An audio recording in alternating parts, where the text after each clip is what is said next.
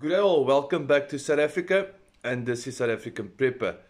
So I want to share with you the idea of moving to a rural area as a form of prepping. So I'll share with you our experiences, and I think this is almost like let's call it a prepping CV. Then you can judge for yourself if we are worth calling us preppers. So many years ago, we realized that things are not going very well in South Africa, and that we need to make some sort of a plan or an arrangement for if anything bad really happens in South Africa. Now, the last 50 years, we have seen cities and municipalities and infrastructure collapse in South Africa.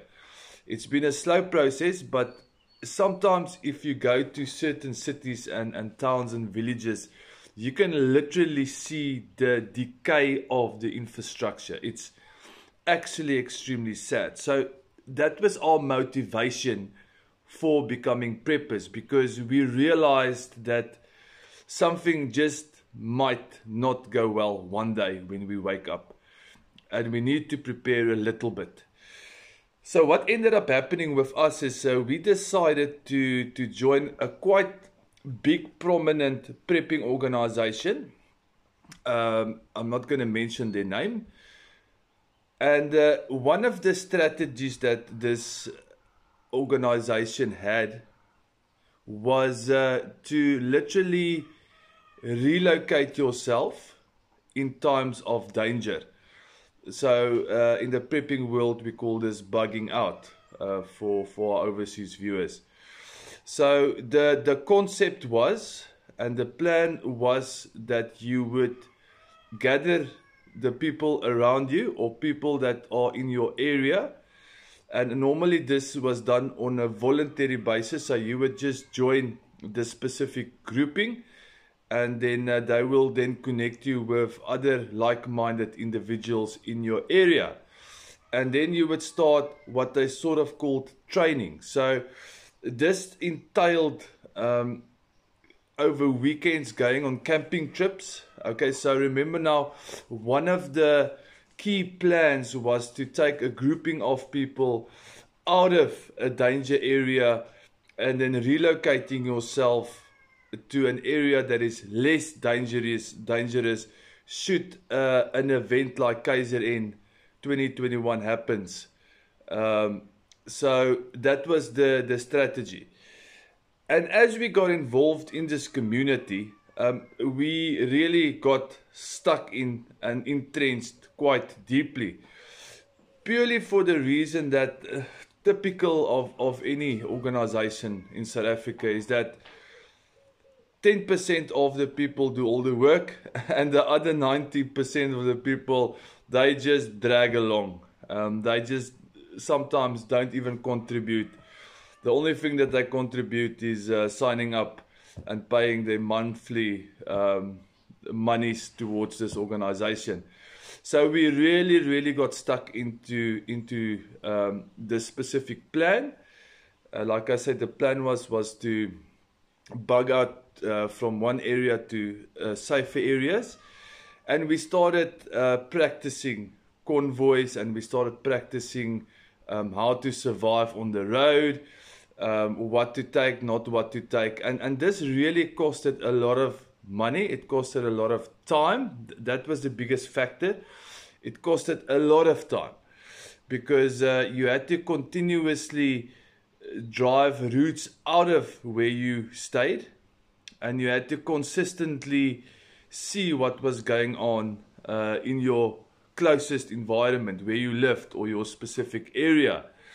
And the more we practiced bugging out, the more we realized that specifically in South Africa, with all of the smaller little cities and all of the big cities and all of the small towns, every little place in South Africa and big place in South Africa has got either one informal settlement or multiple informal settlements. You can go to Gauteng and you have got 10, 20 informal settlements all over the place. And then it becomes extremely, extremely dangerous to bug out in this specific areas. And it goes for certain rural areas as well.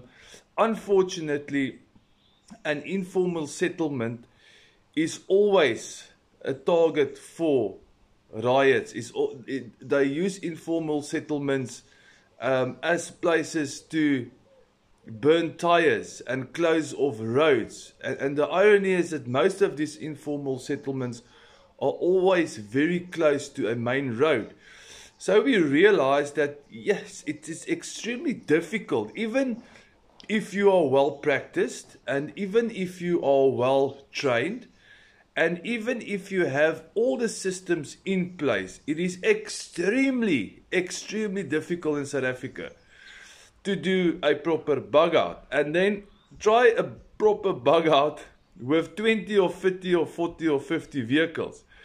I can tell you,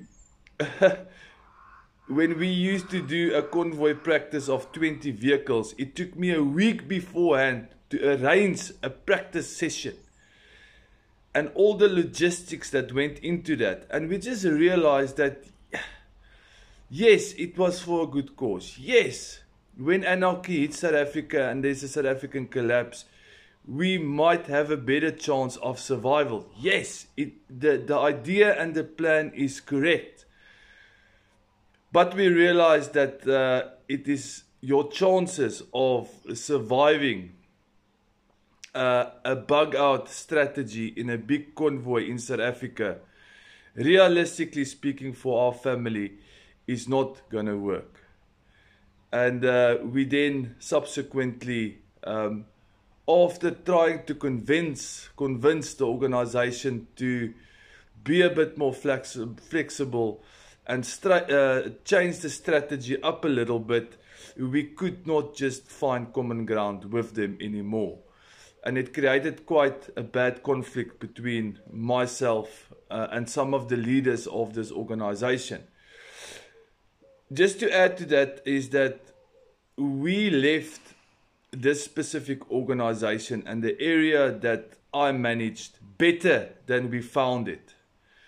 So let's stop there. Let's now move to why we moved about 1 year ago to an extremely rural place. How difficult it was, and the benefits of being extremely rural. Now, number one, when you are looking at the situation in South Africa, one of the first considerations for us was safety. Safety in South Africa is of a big concern. We all know crime in South Africa is extremely bad. And I've said this before on this channel, is that crime in South Africa is a business. You have to understand that crime in South Africa pays. And it's a massive, massive business that these criminals are running. They earn an income monthly from their business of stealing.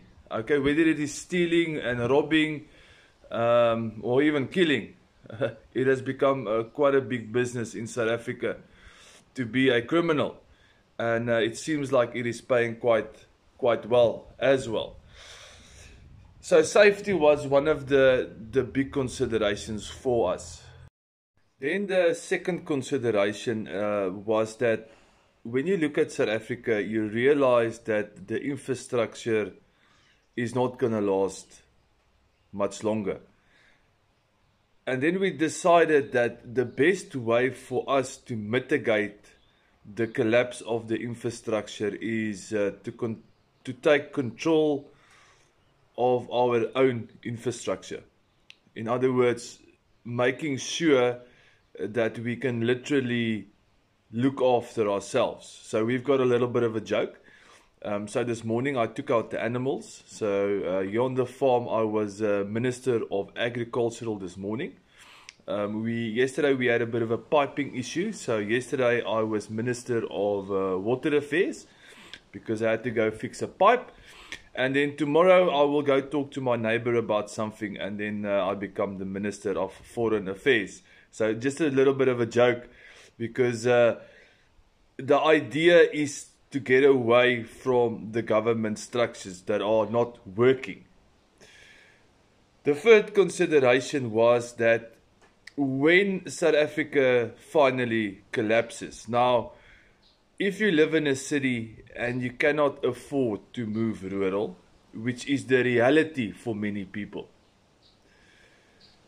it becomes very, very difficult to survive an anarchy situation long term from the back of your vehicle or the back of your trailer. It becomes an extremely difficult, hard thing to live in a tent for more than a weekend. Now, if you are a South African, we South Africans, we like our camping. We've got our caravans, we've got our big tents, we've got our fancy camping trailers, and it's all good and it's all fun. But do it for 2 or 3 months continuously, in the weather outside, in the heat, in the rain, in the cold of winter, in the heat of summer in South Africa, you'll realize that it is not fun.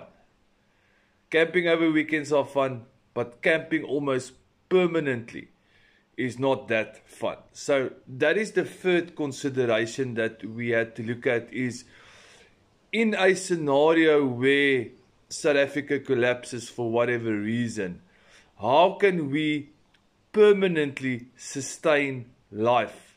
Well, firstly our own life, and then the lives of other people over a period of 1 or 2 years while South Africa is literally in anarchy. And this is one of the reasons why we decided to move very rural. Now, it's quite ironic. I spoke about this specific community of preppers that we got involved with in the beginning. And it's funny because if you look at their leadership, both of these organizations have located themselves strategically already. They are dug into certain areas already in preparation for the collapse of South Africa. So you might not agree with their strategy, you might not like their strategy, or you might agree with their strategy, or you might be part of their strategy. But if you look at what their leaders have done, entrenched themselves already in safer areas, it has to show you. There's a game, follow the leader. Maybe you should follow your leader. I'm just saying, I'm not saying you should move where they are, but it is something to consider. So long-term survival for us is extremely important, and the only way you're going to be able to do that in South Africa is if you are extremely rural and you can somehow manage to feed your family over a period of 1 year or 2 years. And believe me, we have done the exercise. 4x4 and a trailer, you can only load so much stuff into those vehicles, and you can only survive so long from your preps that you have gathered over the years. Believe me, your vehicle gets filled up very faster than what you think. So think about it a little bit. I know it's not possible for everybody to relocate. It is got its challenges. If something breaks on the farm here, it probably sometimes takes me 2 weeks to fix it, because sometimes I don't have the correct parts or equipment to actually fix it. But it's a hell of a lot of fun. This is South African Prepper. God bless.